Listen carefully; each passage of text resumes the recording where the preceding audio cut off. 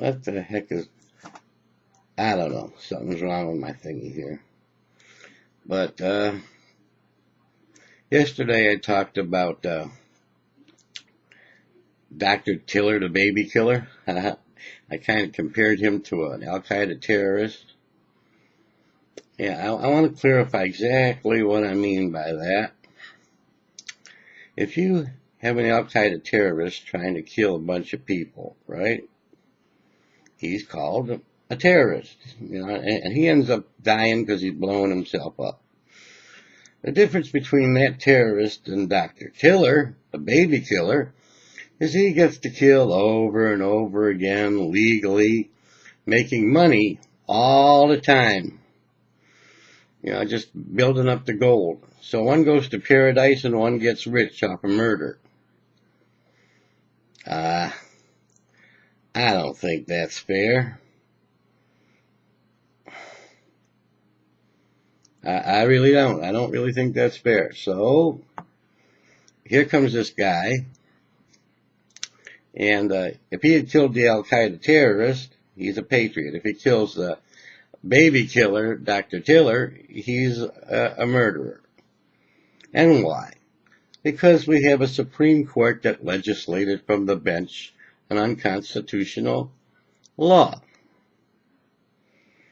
All right? They legislated a law from the bench that allowed this man to kill 60,000 babies and turn into a baby terrorist legally, from with an illegal legislation from the bench.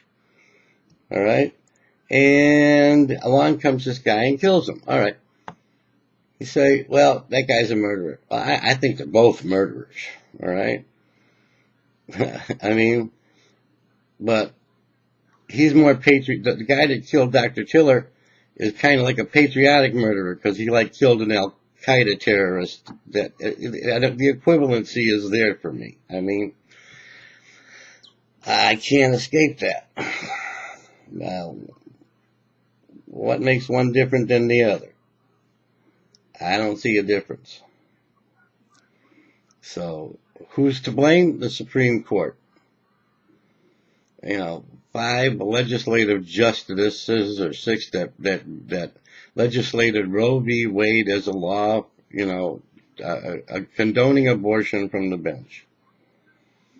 And if it wasn't for them, this doctor wouldn't have killed 60,000 babies, who then in turn got killed himself.